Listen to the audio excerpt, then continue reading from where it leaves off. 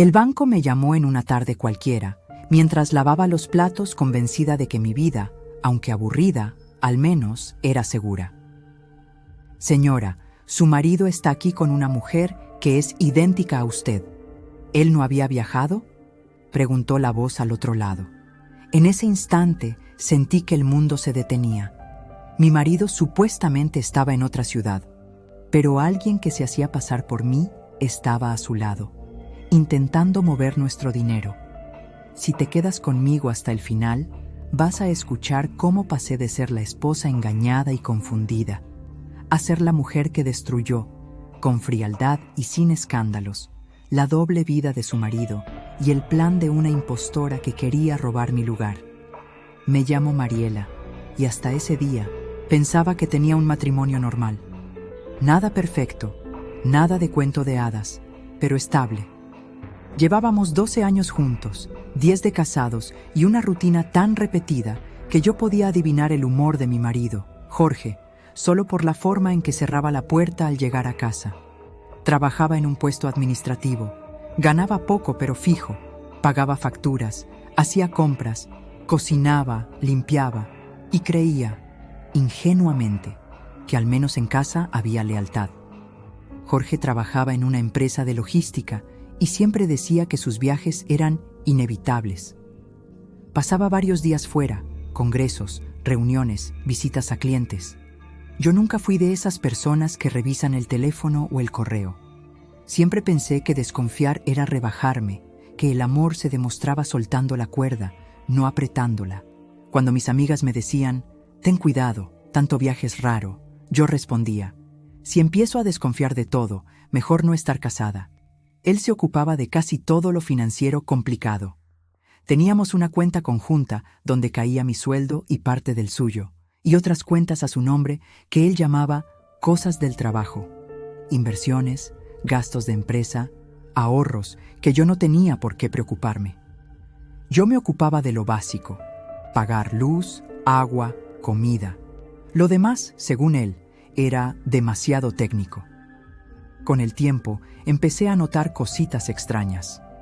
Pagos en restaurantes de otras ciudades en fechas en las que se suponía que estaba agotado en el hotel. Cargos de hoteles que no se correspondían con los viajes que él me mencionaba. Movimientos que no coincidían con la versión que me daba. Cuando yo preguntaba, siempre tenía una explicación perfecta. Fue una reserva de empresa que luego cancelaron, pero igual la cobraron. Es un gasto de cliente, no es mío, luego lo reembolsan. Estás exagerando, son cosas pequeñas. Y yo elegía creerle. Era más fácil sentirme despistada que aceptar que quizás me estaban mintiendo. La semana de la llamada del banco, Jorge supuestamente estaba en otra ciudad, en un viaje importantísimo que, según él, podía abrirle nuevas puertas laborales. La noche anterior lo vi armar la maleta, revisar el portátil, doblar camisas. Se acercó, me dio un beso en la frente y dijo, «Cuando vuelva te voy a dar una sorpresa». «¿Buena o mala?», le pregunté, medio en broma. «De las buenas», respondió sonriendo. Al día siguiente me mandó mensajes, que había llegado bien, que el hotel era sencillo, que estaría ocupado todo el día. Nada fuera de lo normal, hasta que sonó el teléfono de casa. Recuerdo el sonido con una claridad absurda. Miré la pantalla, número desconocido pero con el prefijo de nuestra ciudad. Contesté secándome las manos en el delantal. «¿La señora Mariela Ortega?», preguntó una voz masculina, formal. «Sí, ella habla. Le llamo del Departamento de Seguridad del Banco Central. Necesitamos confirmar una operación realizada hoy desde su cuenta conjunta con el señor Jorge Salinas. ¿Tiene un momento?». Sentí que algo en mi estómago se encogía. «Sí, dígame». «Se está procesando una transferencia de una suma considerable hacia una cuenta a nombre de una señora llamada», hizo una pausa, «Carolina Méndez». Ese nombre me sonaba.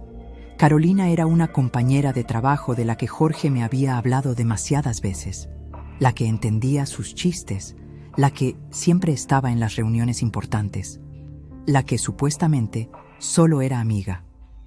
¿Desde qué canal se está haciendo la transferencia?, pregunté, tratando de que mi voz no temblara.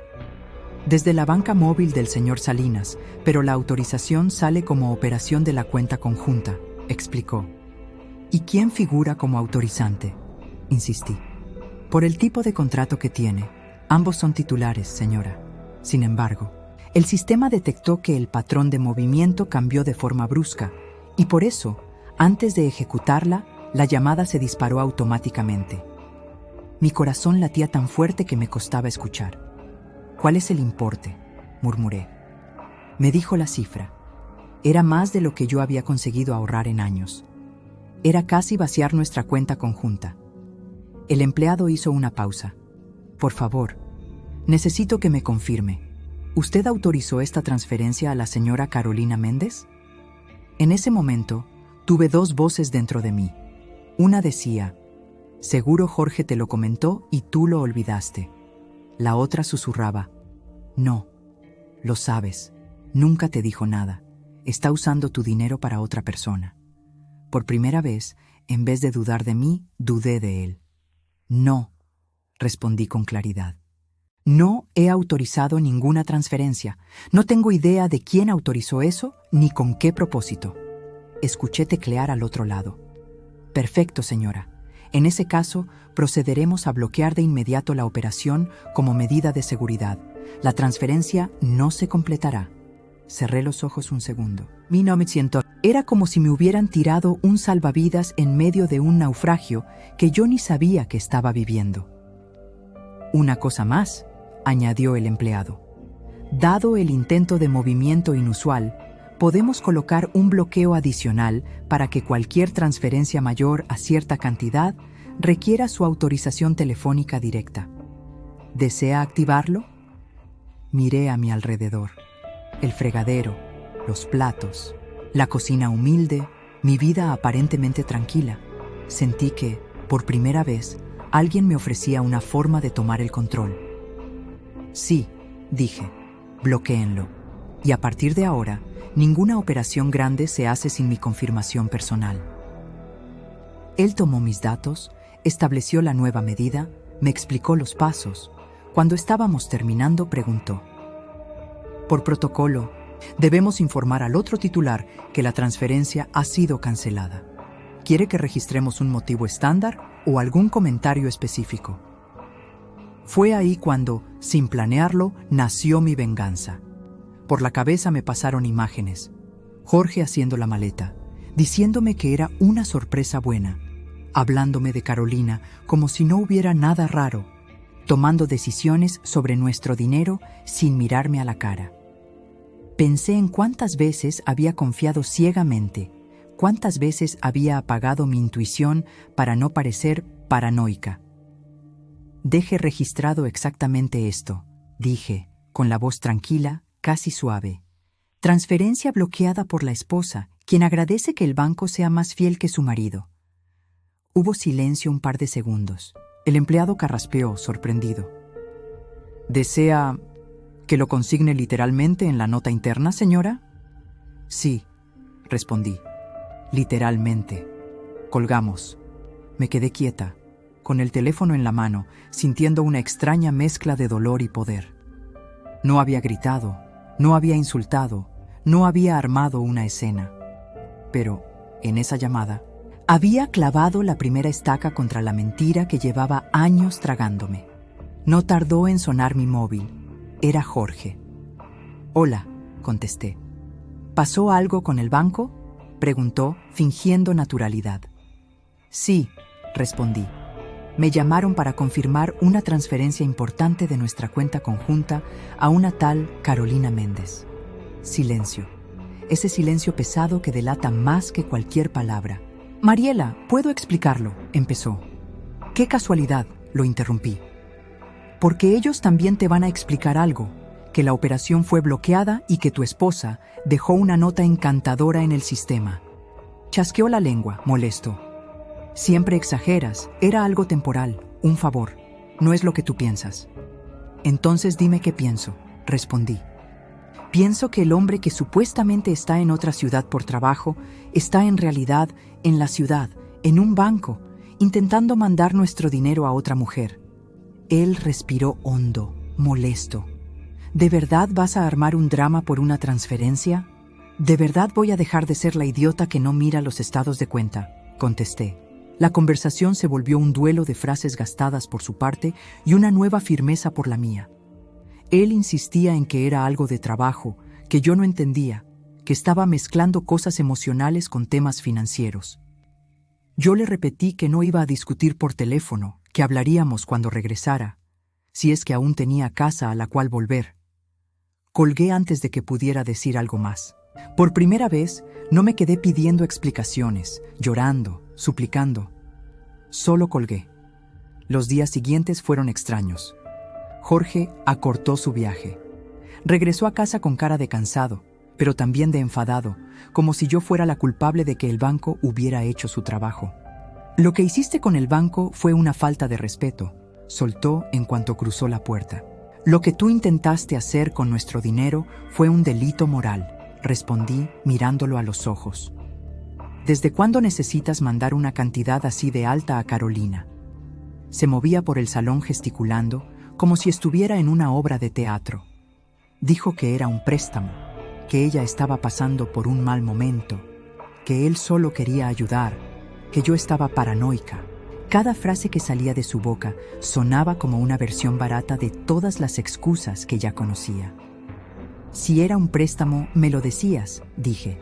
Si era inocente, no necesitabas hacerlo mientras supuestamente estabas de viaje, sin decirme nada. Hubo gritos, reproches, intentos de invertir los roles. Pero en el fondo, algo ya estaba roto. No solo la confianza, sino la imagen que yo tenía de mí misma como alguien que no se mete en esas cosas. Empecé a revisar todo: estados de cuenta, movimientos del último año, cargos pequeños que antes pasaban desapercibidos, y descubrí un patrón: cenas, hoteles, flores, pequeños pagos recurrentes, todos ligados a la misma zona, a las mismas fechas en las que él viajaba. Ya no era solo la sospecha de una transferencia, era el mapa completo de una doble vida. Hablé con el banco en persona. Pedí copias, revisé, pregunté. Me trataron con respeto, sabiendo más o menos lo que estaba pasando sin necesidad de decirlo en voz alta. Uno de los empleados, al ver todo, comentó con prudencia: «Es bueno que haya respondido esa llamada, señora. Muchas personas no se dan cuenta de estos movimientos hasta que es demasiado tarde». Demasiado tarde. 2 palabras que me dolieron y me despertaron al mismo tiempo. Con la información en la mano, pedí asesoría legal. No solo por el dinero, sino porque entendí que mi matrimonio no era un error reciente, sino una cadena de decisiones unilaterales donde yo nunca había sido verdaderamente socia, solo accesorio.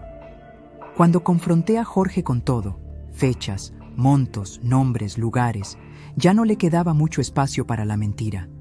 Intentó el recurso de la culpa. Yo te mantuve tantos años, siempre trabajé, nunca te faltó nada. ¿Así me pagas? Le respondí sin temblar. Tú no me mantuviste. Yo también trabajé. Yo también pagué. Y tú intentaste usar mi esfuerzo para financiar una vida paralela.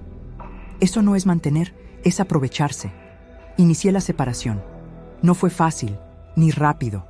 Él intentó manipularme, asustarme con temas económicos, decir que yo no sabría manejar sola las finanzas, que era mejor arreglar las cosas entre nosotros. Pero ya no era la misma mujer que entregaba la tarjeta y firmaba sin mirar. Ahora conocía cada número, cada movimiento, cada mentira.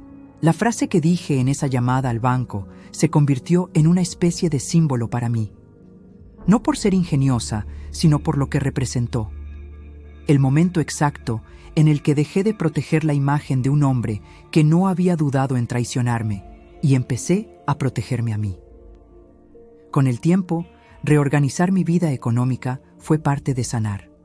Abrí una cuenta solo a mi nombre, cambié contraseñas, revisé deudas, aprendí cosas básicas que nunca me había detenido a entender. Descubrí que no era torpe con el dinero, solo había sido apartada del tema para que no estorbara. Emocionalmente, el proceso fue más lento. Había días en los que me preguntaba ¿Cómo no lo vi antes? ¿Cómo pude vivir tanto tiempo al lado de alguien que planeaba cosas así? Pero también empecé a ver algo distinto. No era que yo fuera tonta, era que había confiado en alguien que supo aprovechar cada resquicio de mi buena fe. Hoy, cuando recuerdo esa llamada, no siento solo dolor. Siento una especie de respeto por la mujer que, entre platos sucios y una cocina humilde, dijo una frase que cambió su historia. No autorizo la transferencia, bloquéenla. Y díganle que su esposa agradece que el banco sea más fiel que él. No necesité perseguirlo, ni buscar escenas dramáticas en la casa de la otra, ni vengarme con bravuconadas vacías. Mi venganza fue legal, fría, clara: cortar el flujo de dinero, exponer la mentira donde más le dolía y recuperar el control de mi vida y de mis recursos. Si estás escuchando esto y sientes ese nudo en el estómago cuando tu pareja habla de «no te preocupes, yo me encargo del dinero», quiero que te lleves algo muy simple. Amar no significa ceder todo el control. Confiar no significa firmar a ciegas. Tener una cuenta conjunta no significa renunciar a tu derecho a saber qué pasa con cada centavo que también tú ganaste. A veces, la llamada que parece traer problemas es la misma que te está abriendo una puerta para salir de una mentira. El banco me llamó para confirmar un movimiento sospechoso. Yo respondí con una frase que parecía pequeña, pero que, en realidad, fue el primer ladrillo de mi nueva vida. Y ahora, cada vez que veo en mi estado de cuenta solo mi nombre, no siento soledad, siento paz. Porque aprendí que es mejor una verdad dolorosa que una mentira cómoda financiada con tu propio esfuerzo.